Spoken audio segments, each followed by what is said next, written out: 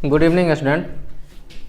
Accountancy 12. Today's topic is calculation of subscription for the current year.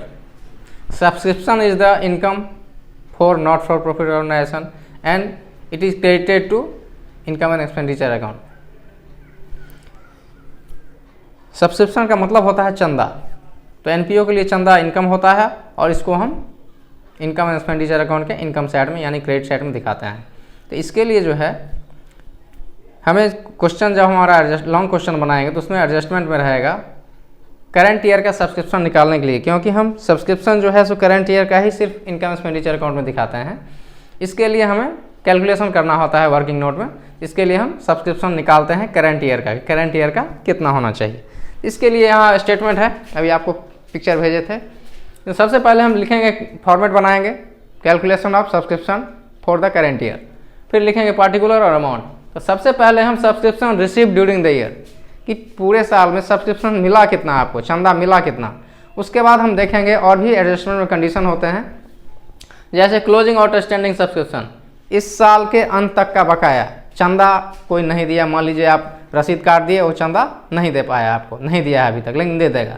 तो current year का outstanding है, current year का बकाया चंदा है जो मुझे रिसीव करना है। क्लोजिंग डेट तक नहीं हो पाया है लेकिन हो जाएगा, तो उसको हम क्लोजिंग आउटस्टैंडिंग सब्सक्रिप्शन को ऐड कर देंगे इसमें। उसके बाद नेक्स्ट है opening advance subscription. Opening advance subscription का मतलब होता है कि इस करंट फाइनेंशियल ईयर के स्टार्टिंग में ही, ओपनिंग टाइम में ही आपको कोई एडवांस में सब्सक्रिप्शन चंदा दे दिया। तो इसका मतलब होता है कि ये चंदा सिर्फ करंट ईयर के लिए ही दिया है, तो इसको हम करंट ईयर से रिलेटेड है तो इसको हम ऐड कर देंगे। फिर दोनों अमाउंट को जोड़कर फिर देखेंगे कितना अमाउंट टोटल आता है, फिर यहाँ आएगा अमाउंट। उसके बाद फिर इसमें कुछ लेस करने वाले भी आइटम होते हैं, जैसे क्लोजिंग एडवांस सब्सक्रिप्शन, इस साल के लास्ट में आपको एडवांस मिला, इसका मतलब है वो नेक्स्ट फाइनेंशियल ईयर के लिए मिला। जो नेक्स्ट फाइनेंशियल ईयर के लिए इस करंट ईयर के लास्ट में हमें मिला, उसको हम लेस कर देंगे क्योंकि वो करंट ईयर से रिलेटेड नहीं।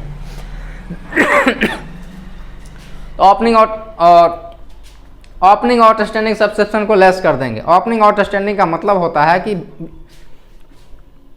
फाइनेंशियल ईयर के स्टार्टिंग में ही आउटस्टैंडिंग था, इसका मतलब था प्रीवियस ईयर का आउटस्टैंडिंग होगा, पिछले साल का बकाया चंदा होगा, तो उसको इस करंट ईयर में मेंशन नहीं करना है, तो उसको हम लेस कर देंगे। लिखेंगे ओपनिंग आउटस्टैंडिंग सब्सक्रिप्शन और क्लोजिंग एडवांस सब्सक्रिप्शन। कि क्लोजिंग एडवांस का मतलब इस साल के क्लोजिंग टाइम में यानी क्लोज करने टाइम में जो एडवांस मिला वो नेक्स्ट फाइनेंशियल ईयर के लिए मिला, इसलिए इसको यहाँ हम लेस कर देंगे।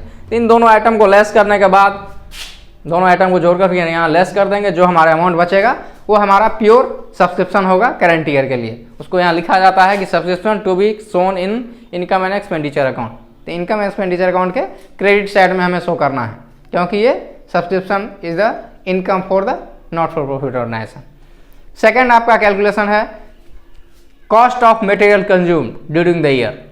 किसी भी करंट ईयर में कॉस्ट ऑफ मटेरियल कंज्यूम जो होता है वो एक्सपेंडिचर होता है एनपीओ के लिए, तो वो भी निकालना होता है हमें कि करंट ईयर में कितना कंज्यूम हुआ मटेरियल। जो भी मटेरियल हो, जिस टाइप का ऑर्गेनाइजेशन होगा उसके अकॉर्डिंग देखेंगे। तो जो भी मटेरियल कंज्यूम होता है तो मटेरियल एक्सपेंडिचर होता है एनपीओ के लिए, तो वो मटेरियल को निकालने के लिए हमें कैलकुलेशन करना होता है। तो इसको लॉन्ग क्वेश्चन बनाने टाइम में हम वर्किंग नोट में कैलकुलेशन करते हैं। तो इसके लिए लिखते हैं calculation of material consume for the current year. तो कितना करंट ईयर में मटेरियल कंज्यूम हुआ उसको निकालने के लिए भी तरीका है। इसके लिए फॉर्मेट खींच लेंगे, पार्टिकुलर्स और अमाउंट लिख लेंगे, ऊपर लिख लेंगे calculation of cost of material consume during the year, कि मटेरियल कितना कंज्यूम हुआ करंट फाइनेंशियल ईयर में। तो लिखेंगे सबसे पहले amount paid for material during the year, इस पूरे साल में आपने कितना पेमेंट किया मटेरियल के लिए। फिर है add opening stock of material. अब मटेरियल का कुछ ओपनिंग स्टॉक भी हो सकता है, जो पिछले साल का क्लोजिंग होगा इस करंट ईयर के लिए ओपनिंग स्टॉक हो जाएगा मटेरियल का, तो ओपनिंग स्टॉक लिख लेंगे। उसमें परचेज कितना किया करंट फाइनेंशियल ईयर में वो जोड़ देंगे।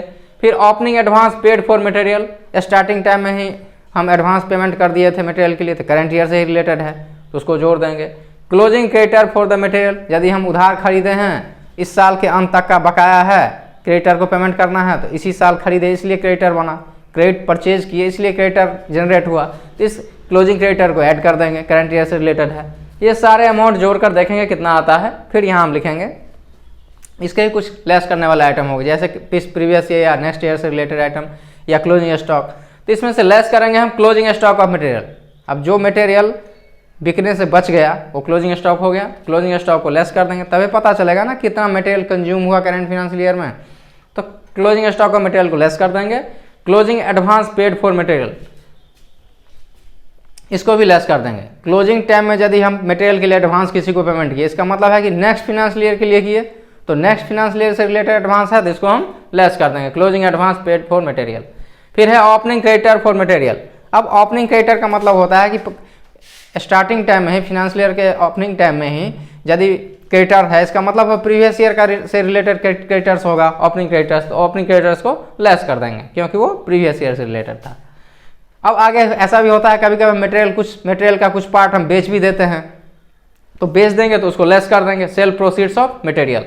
ये सारे अमाउंट लेस करने के बाद जो हमारा अमाउंट बचेगा उसको उसमें से लेस कर देंगे। जो मेरा एक्चुअल बचेगा वो मेरा होगा amount of material consume during the year. इस करंट फाइनेंशियल ईयर में इतने का मटेरियल कंज्यूम किया गया। तो आप लोगों को टॉपिक वाइज टॉपिक हम पढ़ाते चले आ रहे हैं, लेकिन इलस्ट्रेशन क्वेश्चन नहीं दिए हैं बनाने के लिए। बेटर होगा कि आप लोग जो है इलस्ट्रेशन जो है सो 27 तक आप लोग कंप्लीट कर लेंगे, और कुछ क्वेश्चन भी दे रहे हैं जो अब तक जितना टॉपिक आप लोगों को समझाएं उसके अकॉर्डिंग क्वेश्चन भी बनाइएगा, प्रैक्टिकल क्वेश्चन।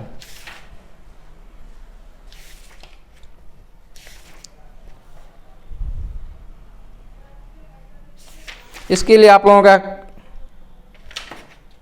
27 तक इलस्ट्रेशन भी और 27 तक क्वेश्चन भी, इसको आप लोग बनाइए। उसके बाद जो कुछ भी प्रॉब्लम होगा ग्रुप में ही शेयर कीजिए कि ये प्रॉब्लम है, या डायरेक्ट मुझे मैसेज कीजिए, कॉल भी कर सकते हैं, फिर मैं आपको उसका सलूशन दूंगा। चाहे इलस्ट्रेशन में आपको प्रॉब्लम हो या क्वेश्चन में प्रॉब्लम हो, मैं वीडियो एक्सप्लेनेशन दूंगा।